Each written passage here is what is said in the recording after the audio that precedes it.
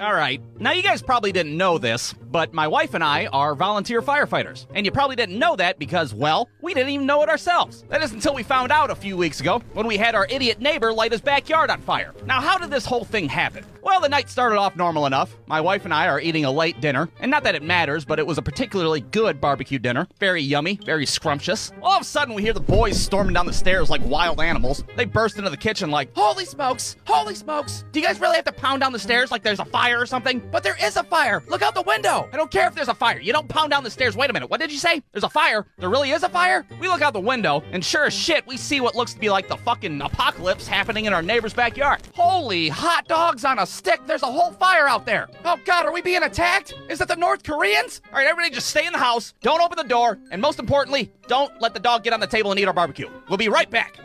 So we sprint out there in a panic, and we quickly find out that yes, indeed, our neighbor's backyard is ablaze. So we start yelling out to see if anybody's out there. Hello? Anybody home? You, have a situation at hand? Hey, you stupid fucks, your backyard's on fire! But we get no response back, of course. So now apparently this whole ordeal is our responsibility. Now, I don't know anything about this neighbor of ours, except that he lives behind us, and he likes to get drunk and have campfires late at night, while he listens to shitty music at a semi-reasonable volume. So we can only assume that he's passed out on the couch right now, totally oblivious to what's going on in his backyard, or you know, he might be the fucking thing that's on fire in the backyard. Who's to say at this point? So I run to get the fire extinguisher while my wife calls the fire department. Hello, 911? The world is burning! I'm in the house trying to remember where the hell we keep the fire extinguisher, which, side note, I have to say, in the closet, behind the dog food, and underneath a bunch of bullshit, is a terrible place to keep it. But I grab it and sprint across the backyard like, like the fucking backyard's on fire. The whole time that shitty Chad Kroger song from Spider-Man is playing over and over again in my head. And they say that a hero can save us. I'm not gonna stand here and wait. Ha! I get to my neighbor's backyard, and up close and personal, I have to say that this fire is a little bit more than I bargained for. So I let loose the fire extinguisher. And of course, it doesn't do shit. For the most part, it just gives the fire a little fucking tickle.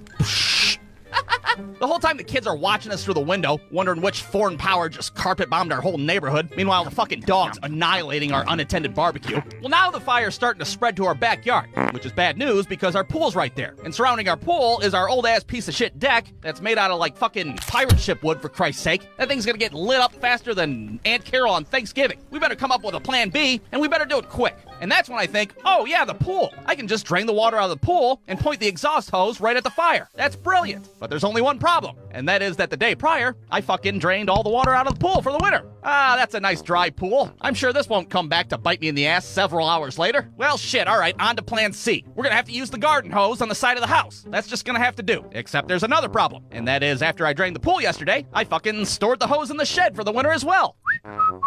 Oh, god damn it, what a perfect asshole I am. So I dig the hose out of the shed and scamper back. Chad Kroger's still ringing in my ears and shit. I hold on to the wings of the eagles. This fucking song blows ass. I fling the hose to my wife while I hook it up to the spigot. And of course the hose is just not quite long enough to reach the flames. My wife's doing fucking back bends and shit, trying to arc the stream as far as possible. Is it working now?